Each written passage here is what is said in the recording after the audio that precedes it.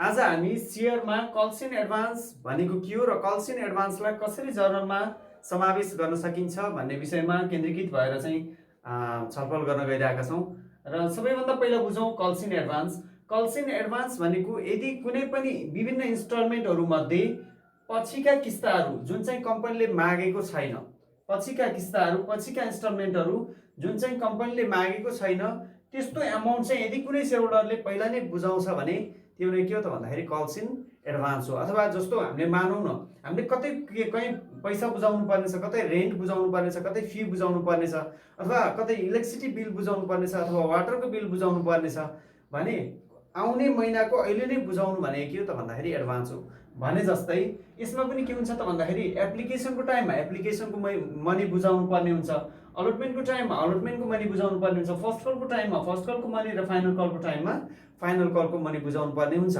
तर केही सेयरहोल्डरहरूले के गर्न सक्छन् त भन्दाखेरि एप्लिकेसन अथवा अलटमेन्टको मनी कम्पनीले डिमान्ड गरेको बेलामा अथवा मागेको बेलामा फर्स्ट कल र फाइनल कलका जुन जुन चाहिँ कम्पनीले मागेको छैन अथवा एप्लिकेसन अथवा अलटमेन्टको मनी मागेको बेलामा फर्स्ट कल अथवा फाइनल कलको मनी पनि पहिले बुझाउँछन् भने त्यो नै के हो त भन्दाखेरि कल्स इन एडभान्स हो। त्यसैले हामी के भन्न सक्छौँ भन्दाखेरि calls in advance can be defined as any future instalment money paid in advance by share holder भनेर चाहिँ कल्स इन एडभान्सलाई डिफाइन गर्न सक्छौँ।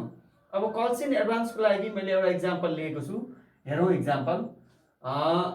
ABC company issued 10,000 equity share of ₹100 is payable is below. Application को time ₹20 छ, अलटमेन्ट में 30, first call 40 र final call 10 गरेर total ₹100 छ। र त्यसैगरी त यहाँ तल भनेको छ all the monies were duly received, however a shareholder holding 1000 share paid out all the money at the time of allotment भनेर भनेको छ। र रिक्वायरमेन्ट छ जर्नल एन्ट्रिज। हेर्नु है त, यसलाई बुझौँ है त। A shareholder holding 1000 share paid out all the money at the time of allotment. Allotment को टाइम में सबै मनीहरु बुझायो अरे। जुन शेयरहोल्डरले के गरेछ 1000 वटा शेयर चाहिँ होल्ड गरेको छ। एउटा शेयरहोल्डर जसले 1000 वटा शेयर चाहिँ होल्ड गरेको छ, उले चाहिँ अलटमेन्ट को टाइम में फर्स्ट कल को मनी पनि बुझायो र फाइनल कल को मनी पनि बुझायो भनेर चाहिँ भनेको छ। अब यसबाट तपाईले के बुझ्नु पर्छ त भन्दाखेरि अलटमेन्ट को टाइम में जस्तो नर्मली हामी एप्लिकेसन को टाइम में 10,000 शेयरले 20 का दरले पैसा बुझाउनु पर्छ। 10,000 × 20 भनेको 10,000 × 20 भनेको कति हुन्छ ₹2 लाख। अनि त्यसैगरी अलटमेन्ट को टाइम में 10,000 × 10,000 शेयर को 30 का दरले अमाउन्ट कलेक्सन हुनु पर्छ। 10,000 × 30 भनेको ₹3 लाख। अनि त्यसैगरी फर्स्ट कल को टाइम में 10,000 शेयरले 40 का दरले 10,000 × 40 भनेको चाहिँ ₹4 लाख अथवा 4 लाख रुपैयाँ कलेक्सन गर्नुपर्ने। अनि त्यसैगरी फाइनल कल को टाइम में 10,000 शेयर को 10 का दरले 10,000 × 10 भनेको ₹1 लाख कलेक्सन हुनुपर्ने हो नर्मल्ली है। तर अब कल्स इन एडभान्स आयो भने के हुन्छ त भन्दाखेरि यहाँ के भनेको छ all the monies were duly received, however a shareholder holding 1000 share paid out all the money at the time of allotment भनेको छ। अलटमेन्ट को पैसा बुझाउने बेलामा एउटा शेयरहोल्डर जसले 1000 वटा शेयर होल्ड गरेको छ उले पुरै पैसा बुझायो भनेको छ। यसको मतलब अब अलटमेन्ट को टाइम में कम्पनीले कति मनी रिसिभ गर्छ त भन्दाखेरि 10,000 शेयर को 30 का दरले 3 लाख त रिसिभ गर्छ नै।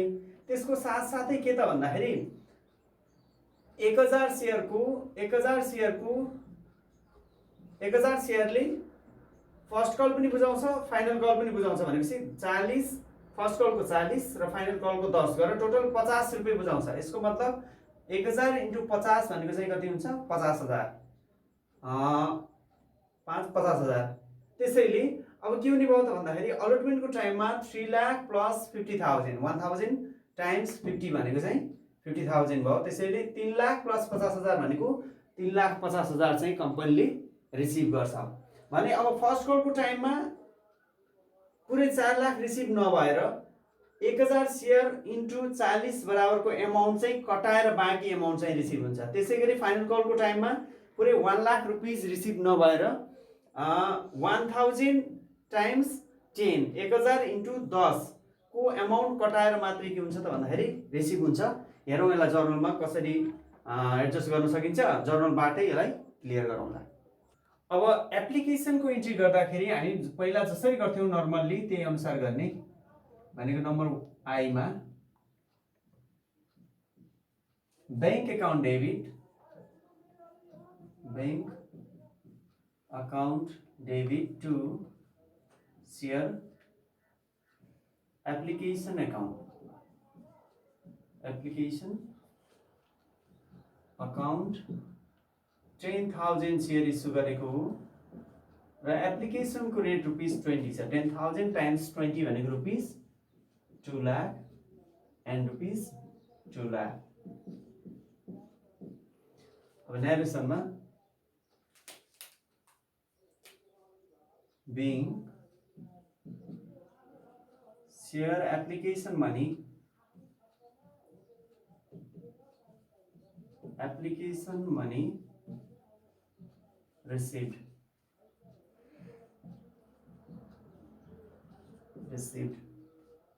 अनि त्यसै गरी नम्बर 2 मा अब एप्लिकेसनको मनीलाई क्यापिटलमा ट्रान्सफर गर्ने, share application account debit, share application account debit to share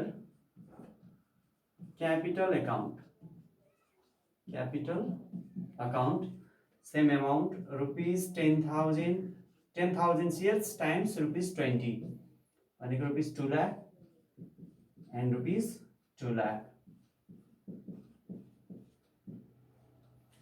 नरेसनमा being share application money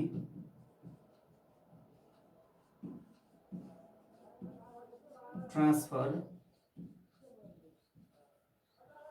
to share capital account, share capital account।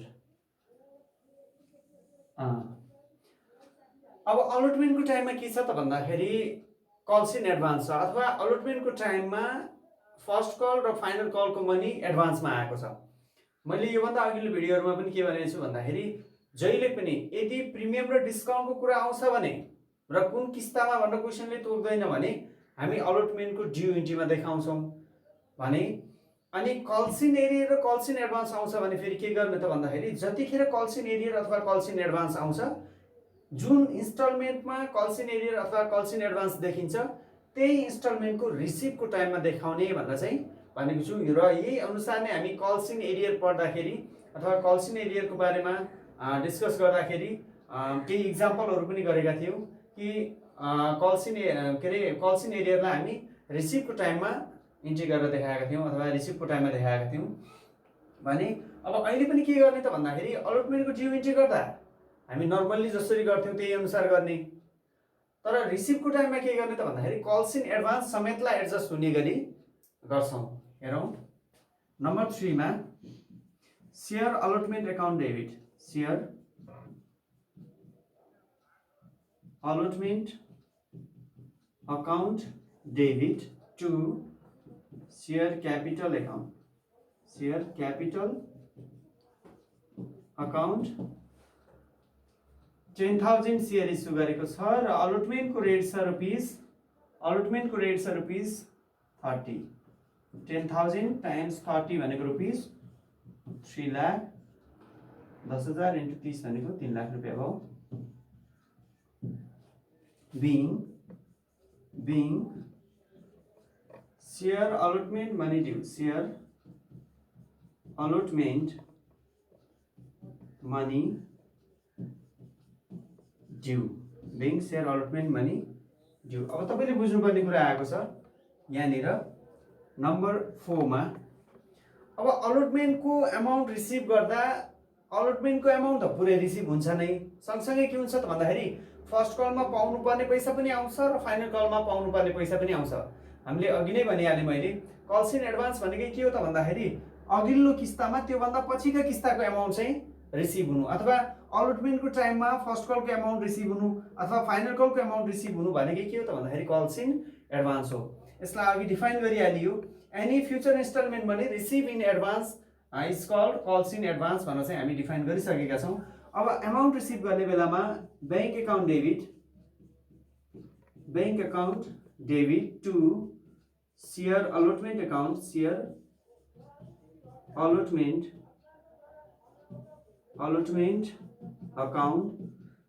To calls in advance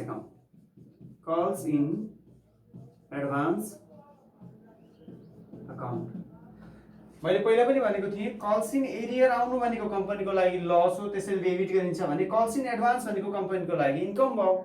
पछि पाउनु पर्ने पैसा पहिला नै पायो, यसको मतलब इन्कम हो। त्यसैले हामी के गर्छौँ, कल्स इन एडभान्सलाई क्रेडिट गर्छौँ। किन त भन्दाखेरि हाम्रो रुल छ नि, all the losses and expenses should be debited, all income and gains should be credited भन्ने रुल अनुसार कल्स इन एडभान्स भनेको यो अलटमेन्टको टाइमभन्दा पछि पाउनु पर्ने पैसा अलटमेन्टको टाइममा रिसिभ गरेको छ भनेपछि इन्कम हो। इन्कम भइसकेपछि के गरिन्छ त भन्दाखेरि यसलाई क्रेडिट गरिन्छ। अब एमाउन्ट राख्दाखेरि कल्स इन एडभान्समा यसलाई ध्यान दिनुहोस् है, 1000 सेयर छ जसले के गर्यो त भन्दाखेरि फर्स्ट कलको पैसा पनि बुझायो र फाइनल कलको पैसा पनि बुझायो के।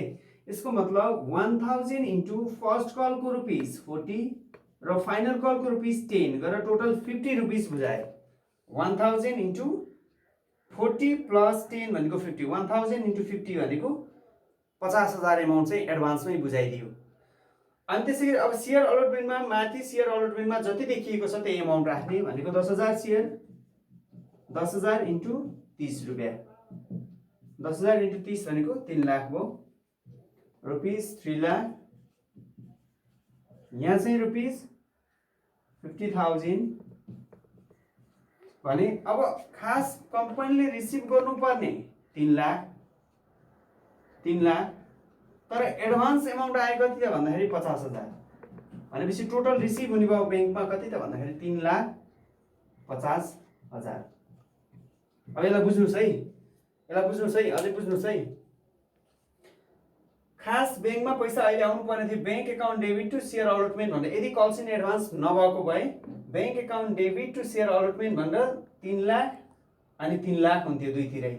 तर के भयो, एडभान्स आयो कति 1000 सेयर होल्डर, 1000 सेयरले फर्स्ट कलको टाइमको 40 र फाइनल कलको टाइमको 10 गरेर टोटल 50 रुपियाँ चाहिँ एडभान्समा बुझाए भनेको 1000 इन्टु 50 भनेको त 50,000 भयो। यसको मतलब अब कम्पनीले रिसिभ गर्छ कति अलटमेन्टको टाइमको 3 लाख प्लस एडभान्समा आएको 50,000 गरेर टोटल 3,50,000 रिसिभ हुन्छ। त्यसैले बैंक अकाउन्ट डेबिट भनेर 3,50,000 हामी डेबिट गरियो। अब यसपछि जस्तो फर्स्ट कलको टाइममा अब यो 1000 इन्टु 40 भनेको फर्स्ट कलको टाइमको एमाउन्ट हो, बुझ्नुहोस् है। 1000 इन्टु 40 भनेको फर्स्ट कलको टाइमको एमाउन्ट हो भने 1000 इन्टु 10 भनेको फाइनल कलको टाइमको एमाउन्ट हो। तपाईले यसलाई यसरी पनि राख्न सक्नुहुन्छ 1000 इन्टु 40 प्लस 1000 इन्टु 10 गरेर राख्नु भयो भने पनि त्यही 50,000 नै आउने हो। अब हामीले के गर्छौँ त भन्दाखेरि फर्स्ट कलको टाइममा अब यदि कुनै सेयर होल्डरले फर्स्ट कलमा बुझाउनु पर्ने फाइनल कलमा बुझाउनु पर्ने अलटमेन्टको टाइममै बुझाउँछ भने अब उसले फेरि फर्स्ट कलको टाइममा बुझाउनु त आउँदैन नि त, फाइनल कलको टाइममा बुझाउनु त आउँदैन नि त, उसले त पहिल्यै बुझाइसकेको छ नि त।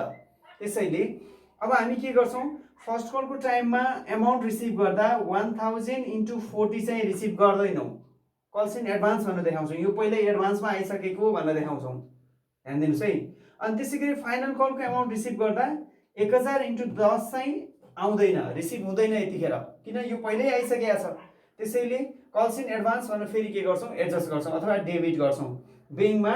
अब फर्स्ट कलको टाइममा 1000 इन्टु 40 रुपियाँ आउँदैन, यसलाई कल्स इन एडभान्स भनेर देखाउँछौँ। त्यसै गरी फाइनल कलको टाइममा के हुन्छ 1000 इन्टु 10 रुपियाँ चाहिँ आउँदैन, जति उठ्नुपर्ने हो त्यो मध्येबाट फर्स्ट कलको टाइममा 1000 इन्टु 40 भनेको 40,000 घटाइदिन्छौँ। फाइनल कलको टाइममा जति उठ्नुपर्ने हो त्यो एमाउन्टबाट 1000 इन्टु 10 भनेको 10,000 चाहिँ लेस गरेर हामी ब्याङ्कमा एमाउन्ट रिसिभ गर्छौँ। पहिला यसलाई कम्प्लिट गरौँ, हेरौँ, अनि त्यसपछि के हुन्छ। Being share allotment money received,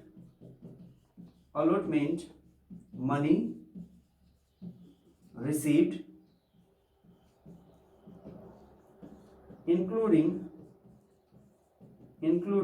calls in advance. यसरी एप्लिकेसन र अलटमेन्टको इन्ट्री भइहाल्यो।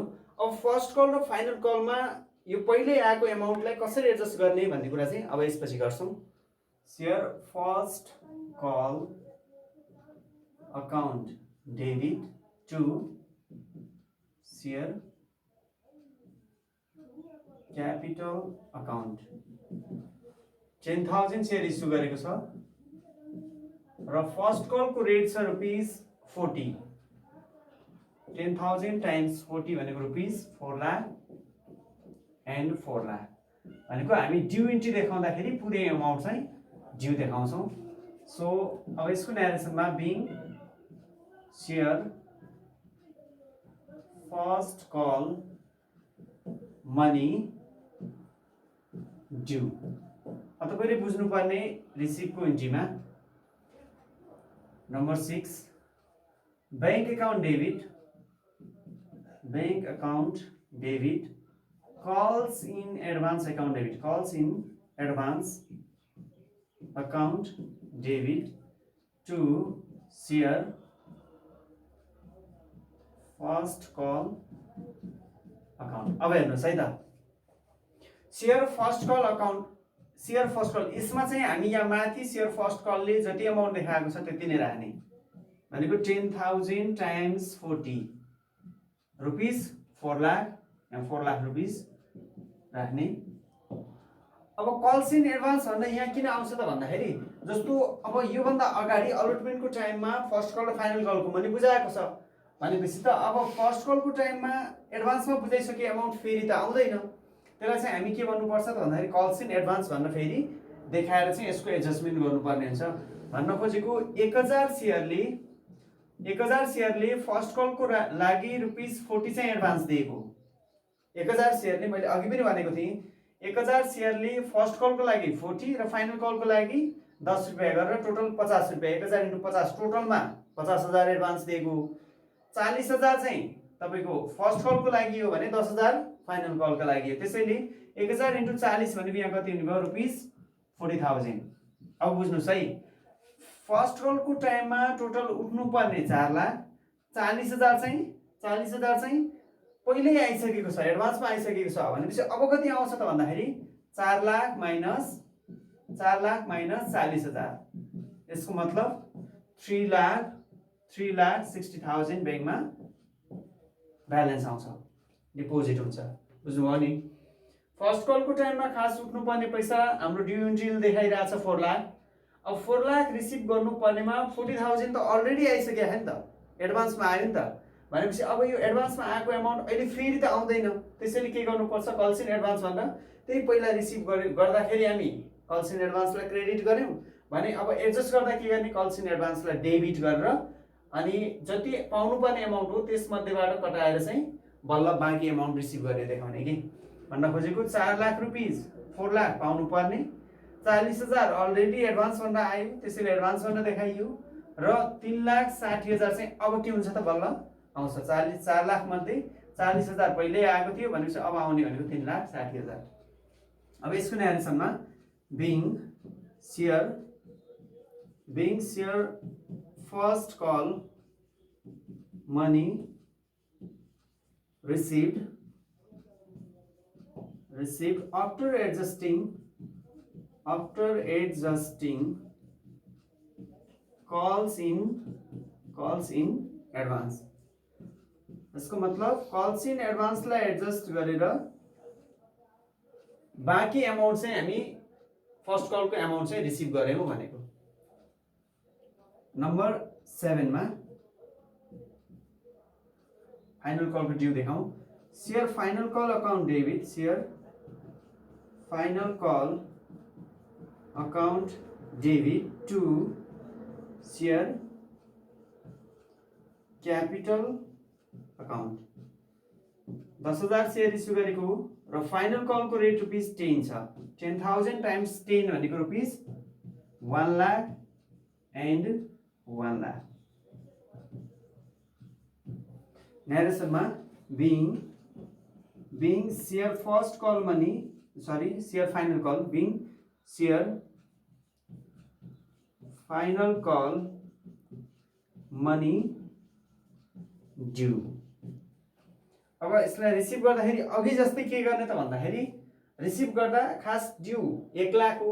अब रिसिभ गर्दा के हुन्छ त भन्दाखेरि एडभान्समा आइसकेको छ नि त 1000 × 10 भनेको 10,000 चाहिँ एडभान्समा आइसकेको छ। अब 10,000 त आउँदैन, त्यो पैसा फेरि दिन त सेयर होल्डर आउँदैन भनेपछि 1 लाख मध्येबाट 10,000 घटाएर 90,000 मात्रै के हुन्छ कम्पनीले रिसिभ गर्छ अब यो टाइममा। सो 8 नम्बरमा bank account debit calls in advance account debit to share final call account। अब फाइनल कलको टाइममा यहाँ माथि जति देखाएको छ त्यही अमाउन्ट राख्ने भनेको 10,000 टाइम्स 10 भनेको रुपिस 1 लाख। कल्स इन एडभान्समा 1000 सेयरले फाइनल कलको लागि 10 रुपियाँ एडभान्स दिएको, किनकि फाइनल कलको रेट त 10 रुपियाँ छ नि त। 1000 × 10 भनेको 10,000 भयो भनेपछि अहिले अमाउन्ट रिसिभ गर्छ कम्पनीले।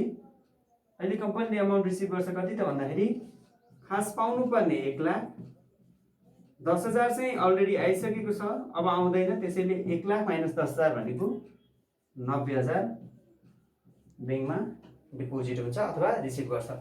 अब यसको न्यारेसनमा being share final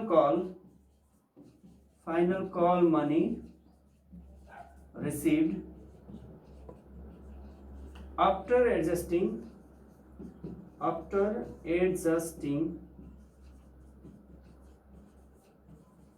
calls in advance।